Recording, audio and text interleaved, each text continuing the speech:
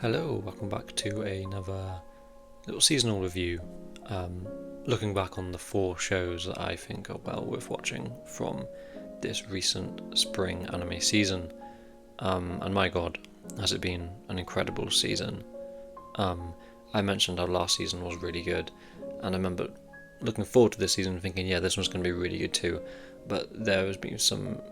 I think this season's probably even better than the last, and summer ahead of us is also looking really incredible. Um, I mean, obviously, there's some big names coming out this season, some big sequels as well. Dorohedoro, ReZero, Wistoria, just to name a few. And obviously, you got the big shows like Witch Hat Atelier, which is a real joy to watch, especially as a manga reader who was a bit anxious about what the adaptation was going to bring.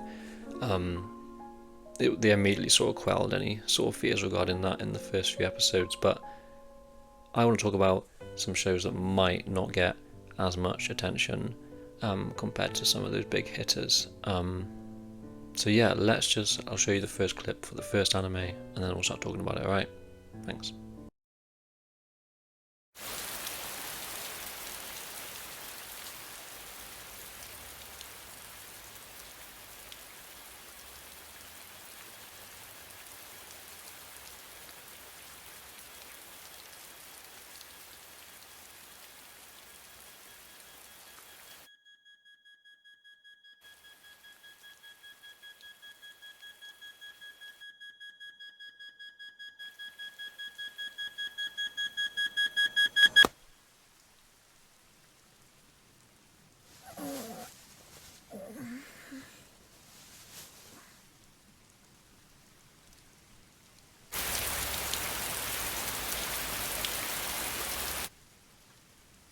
沈まれ Okay, so that is Kaminabotan fully blossoms when drunk. Um, I was really, really, really excited going into this show. Probably my most anticipated show from this season, despite Witch Hat Atelier coming out and the manga being one of my favourites. The reason for that is because it's by the Yamano Susume team, especially a lot of the people that worked on Next Summit. So I knew visually we'd be getting a treat. In terms of what we got visually, it even surpassed that. I'm pretty comfortable in calling this the best looking series of this decade so far, for sure. It is. I truly have no words for how good visually this is. Nothing I say could possibly do it justice. It's really cool because there's a different sort of art style every episode. Some are more similar to its sort of main style that it sort of can carry in episodes. Others are it looks way different. Sometimes the characters look more mature. Sometimes they look a bit more silly and scribbly. But there's always there's someone different sort of directing and storyboarding these episodes. Some big names as well, some big creative names out there that have worked on this show, not just from within the Yamano Susume team that I was expecting as well. Of course, along with that, there's also Aninari's endings, a different ending visual for each episode. I mean, the narratives in them is one thing, but Aninari is one of my favourite artists, so getting them on each episode similar to what was happening in Yamano Susume Next Summit was really fucking cool. I can't fault the show even slightly for its visuals. Like I said, I think it's the best looking show this decade. It's got great endings, an incredible OP to match as well, with this handheld camera aesthetic. That there's this particular one shot when the chorus sort of comes in and the camera pulls out, just focusing on Ibuki in the center. My eyes, when I remember first watching that, my eyes could not discern it from a live action shot of someone actually holding a camera and pulling it away from the character. It's that sort of good. And the visual work throughout is just, it's nothing like I've ever seen before, and it covers, there's all sorts of cool ways it looks good, whether it's the art direction or the storyboarding. Like there's an episode towards the end by Soto Ueno, one of my favorite creators. Even just the animation, there'll be some incredible character animation and character expressions, and the clothing and the fabrics and the hair. They really just do it all, and there's some really unique drawings. Jin-san particularly was working on one of the episodes, and the drawings on that episode is so cool. And as I say, it's cool. It's also just got a very cool feel to it. It dabbles in certain film directors and recordings and music, and the location and the location shooting and the sort of the art direction with the real life locations is really cool. The characters all being in college and just sort of in this really beautiful aesthetic house. It's just an incredibly cool show. Also, lots of use of insert songs from the OP artist as well. It is just such an effortlessly cool show. And I know so far I've only been talking about the visuals and its sort of vibes and the audio-visual experience of the show, but I'm really also surprised by how good it's been narratively and how likeable the cast have been. Going into it, I didn't end up reacting to it because I didn't think it would have much meat to it. I prefer reacting to shows that I can end up talking about and really dig into. I didn't expect that from Kami no Botan. I expected sort of a cute girls doing cute things, fun show. And while a lot of it certainly is that, there's also a surprising amount of angst and even sexual tension between the characters that's just really welcoming and really compelling, especially when we're just focusing tightly on these six characters and their dynamics and the way because the thing is they don't clash in that sort of way, but there certainly is some tension there between them at times, and it's never sort of overbearing, but it can be very angsty in a similar way to Maigo can be angsty, but I'd say Maigo is more melodramatic in that sense. But yeah, I cannot fault this show. It was an absolute joy to watch. Probably my anime of the year. There's some really great stuff coming up in the summer, so that could change, but so far it is probably my favourite anime of this year. Every member of the cast is so fun as well, and my personal favourite is Chin Lan Chang, the Taiwanese student that moves in just under halfway, or just around halfway within the show, and she's so much fun, and the way she sort of brings a directness to when all the characters are sort of they're just not very direct and then Chin Lan Chang sort of comes in and she just ends up accelerating the plot or the sort of dynamics between the cast quicker because of her attitude and her demeanour. It's really fun. I cannot recommend the show enough. Please go ahead and watch it. You'll understand what I mean by the visual style in the first 3 episodes. You'll see how distinct each of them are. But yeah, I think that's all I have to say about Kami no Botan. I've been kind of rambling on a bit about it now, and I could go on for much longer, but wow, what an incredible show. Best of the year. Let's move on to the next show. ながら申し上げますと、原則として税は軍ごとに管理され、月末に一度一定量納める決まりでは。何が言いたいねん。これ以上邪魔するんやったら。しかしおかしなことに、本日はまだ月の半ばでございます。先払いという認識でよろしいでしょうか。むちゃおもろいやん姉ちゃん。おもんないわい。ちゃんと質問に答えや。家の力がなけりゃ何にもできんクズめ。クズ？私は大だけやぞ。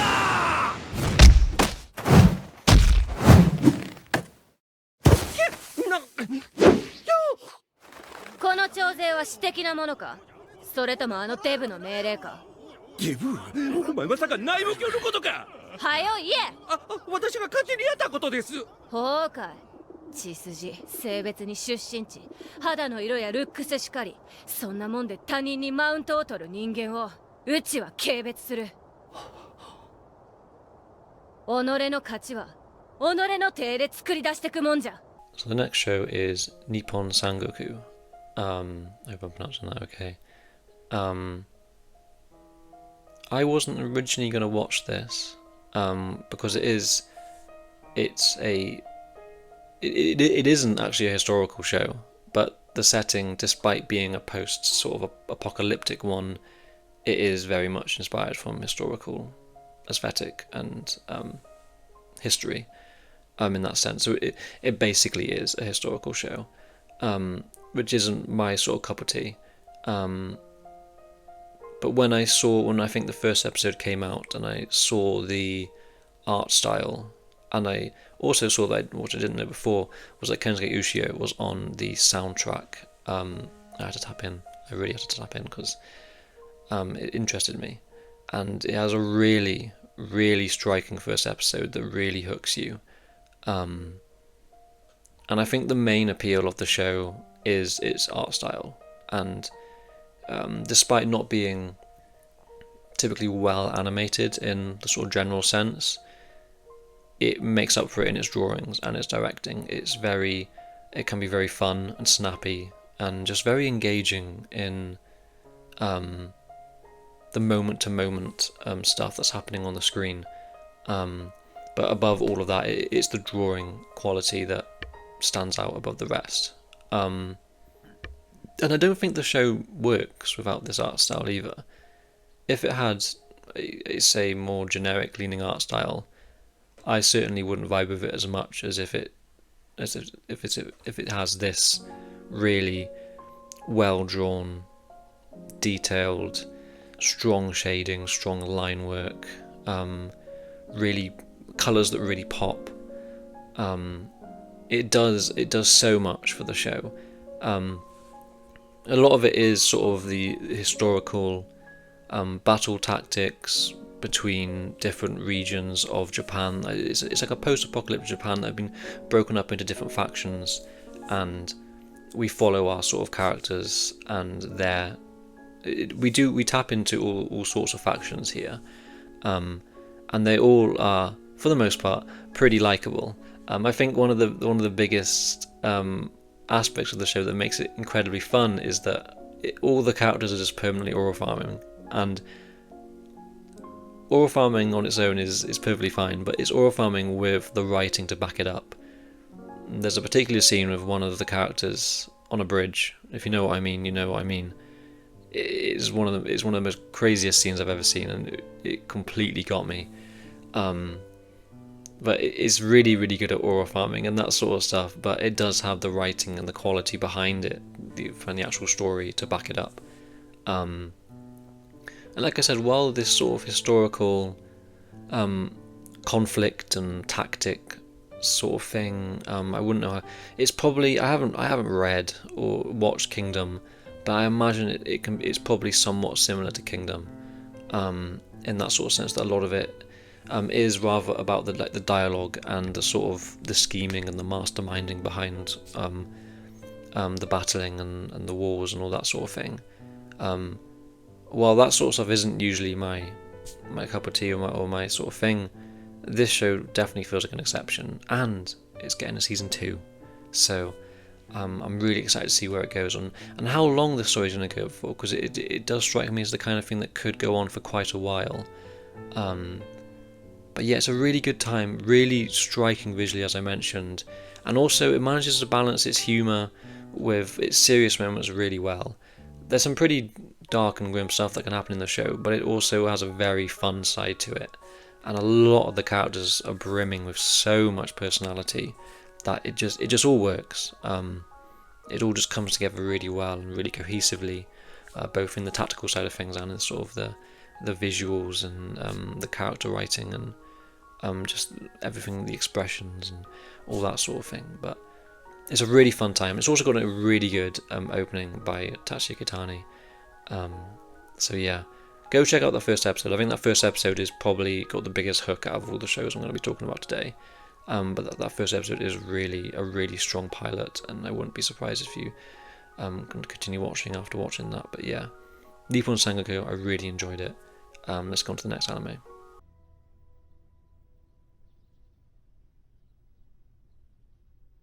瑠璃子。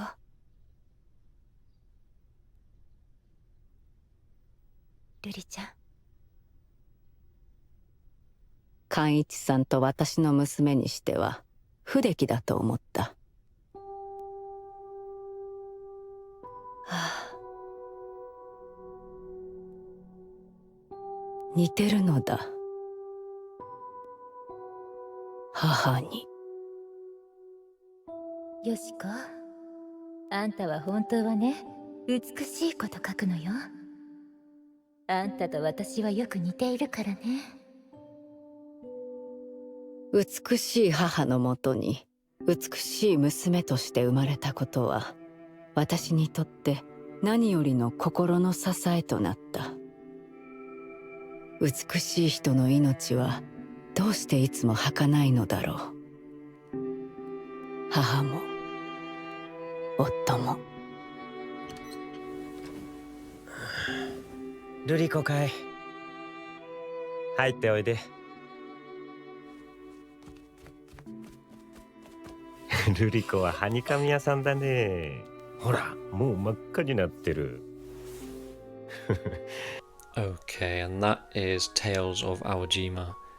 And this one really surprised me, more so on the narrative and the writing side of things. I was expecting something more akin to like Revue Starlight, obviously without all the ridiculousness in that, or Kageki Shoujo, for example.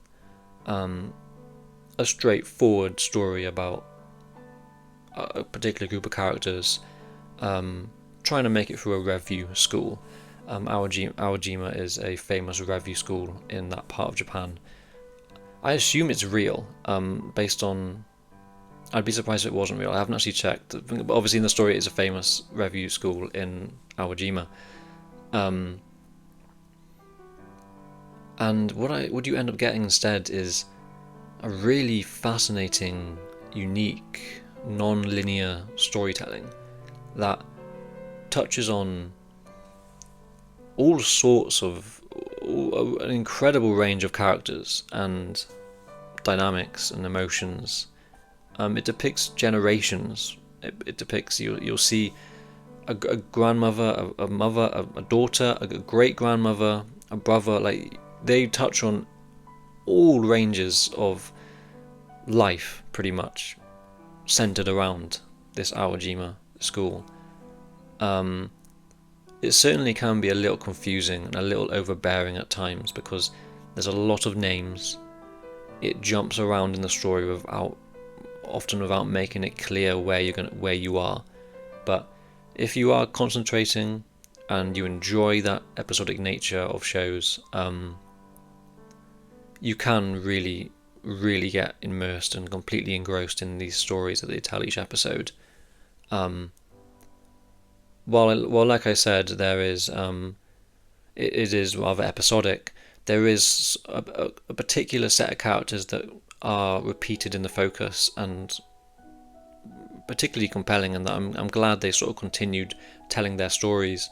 But there is, despite obviously being episodic, there is certain characters that do reappear, and there's a sort of storyline with one particular character we do constantly follow, and it's great because each episode ends up recontextualizing the previous one. You find out you'll be focusing on one character and there'll be someone to the side of them who does something or says something, and then the next episode you're now focusing on that person to the side of them, but you're not focusing on the person to the side of them when they were next to them as a kid. You're focusing on them now as an adult, looking back on that time, maybe speaking to someone else or talking about their influences within the family and all that sort of thing.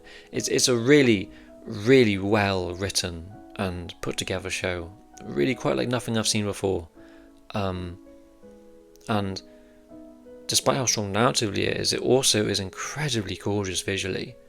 It is directed by Morio Asaka, so obviously the Chiyayafaru director, if you're unfamiliar with them, obviously I've done Chiyayafaru reactions, so go ahead and watch this if you're a fan of that. You can see his style seep through, and it's much more stronger visually than Chiyayafaru. There's just the consistency of drawings, and there's the general aesthetic and how soft and delicate it can feel. the backgrounds in particular. There's a very strong sense of direction and tone in each episode. It really is quite impressive just how distinct it feels from anything else I've seen. And it's funny because I'm saying that about every show this season, but there is a really unique set of shows this season that I've really enjoyed. Awajima obviously being one of them. And again, if you might be interested in it, Yuniko Ayana, the scriptwriter for My Go and some of the Avamujika episodes, she is involved for a few episodes as well, and they are some really good episodes. But yeah, Awajima, I think if you enjoy the episodic sort of stuff, if you're willing to engage with it and its unique sort of non-linear storytelling that can be a little confusing at times, I can guarantee you'll find at least a character or a story within this show that you enjoy and relate to. Also visually, it can be quite distinct in a similar way to Kami no Botan at times. I mentioned Jin-san in Kami no Botan. It might be pronounced Gin-san, I don't know. But he's also involved in this as well, in a certain episode here. I think might have been the same week that he was on Kami no Botan, or the week after at least. And he had a really striking episode, a really sort of hard-hitting, deep-cutting one that, while Kami no Botan is in general much more uplifting, Awajima can be quite depressing at times, but it doesn't overindulge in that sense, and it does balance the sort of emotions in that way. But yeah, Tales of Awajima, super surprising. Really enjoyed this one. Probably my second favourite show this season, after Kami no Botan. Maybe Witch Atelier as well is up there. But yeah, let's have a look at the final anime. ジェルバンはすみません、練習の邪魔した。迷い込んだウサギさんの前で歌うのも、迷える子羊たちの前で歌うのも変わらないよ。心配しなくていいよ。人間関係のことなんかすぐに忘れるくらい最強のライブにするから、君のためにね。俺もう死んでもいいかも。まだ死んじゃダメだよ。これからライブだし。そっか、そこまで言ってくれるなら責任取らないとね。天使を信じてくれる君ならきっと最後に幸せを手に入れる。死ぬ時は私が迎えに行ってやるからよ。それでは登場していただきましょう。デビューからわずかの期間に数百万の登録者を獲得し、今なお彗星のごとく配信界のトップを駆け上がるインターネットエンジェル、超絶才川天使ちゃんこと超天ちゃんです。 Okay, and that final anime is of course Needy Girl Overdose, obviously based off of the game. And I'm somewhat familiar with the game. I wasn't too sure if I was going to watch this because it's more the gameplay, the style of the game isn't sort of my thing, so I didn't end up following it that much. But it just interested me because it didn't, when I was looking at it from the outside as an anime, it didn't feel like anything I'd really seen before, so I was like, I'll check it out. And also it's surprisingly really great. I think this is one of the ones that people probably either love or hate. It's got that certain feeling to it and that certain boldness that can be quite off-putting. It can certainly feel quite edgy at times and come across as a bit pretentious, but I feel like it has enough self-awareness to prevent that from being a negative, and it's a show that really wears its influences on its sleeve. It's really obvious what the creator Nyara is a fan of. Evangelion, Revue Starlight, Utena, just to name a few, because there is so much stuff visually that references classic anime and film here. But yeah, it's been, because at the start I was a bit hesitant. The first two episodes are very, they lay it on thick in the first two episodes, and it doesn't really feel like a story in that sense. It's just kind of throwing themes and philosophical lines and dialogue at you. And while it does do that throughout, it starts to build up a bit after that, and you start to focus on certain characters, and a story comes together. I mean, when I say a story comes together, the story is just about this one group of streamers looking to topple the big streamer, obviously K Angel. That is pretty much it. But obviously you delve into each character. There's another side character as well that is involved in. It's just a really interesting and unique experience. Again, like I've mentioned with the other 3 shows, there's nothing quite like Needy Girl Overdose. I think you can make comparisons to Shaft shows in its sort of visual sense. It can be, you can definitely certainly compare it to something like Serial Experiments Lain in that sort of psychological Denpa sort of leaning show. But it still very much feels like itself. It just very much has its own identity, despite it being heavily influenced by these other shows, and certainly ripping off them at times. Ripping off is too harsh a word. I can't think of a better word right now, but it's very inspired by other things, but it certainly feels like its own show in that sense. I think while it can feel a little repetitive thematically, it is visually ambitious enough to keep you engaged and feel unique and engaging throughout, despite it certainly hitting you over the head with its themes at times. And again, while I think the cast of characters are quite compelling, and it can certainly get very miserable and dark. There's a certain episode towards the end that is just absurd, and particularly triggering, I can imagine, to a lot of people. But it can be very miserable and dark, but it certainly doesn't drown itself in that, and it doesn't end up becoming nihilistic in that sense. There's a hope beneath it all, and it's just a very, very interesting show that I've ended up enjoying a lot more than I thought I would. I didn't think I'd enjoy this anywhere near as much as I have, especially after those first couple episodes where I look back on those first couple episodes and I certainly enjoyed them more and feel more positive about them, but at the time I remember watching them and thinking, I'm not too sure about this, but I'm glad I stuck with it and gave it a chance.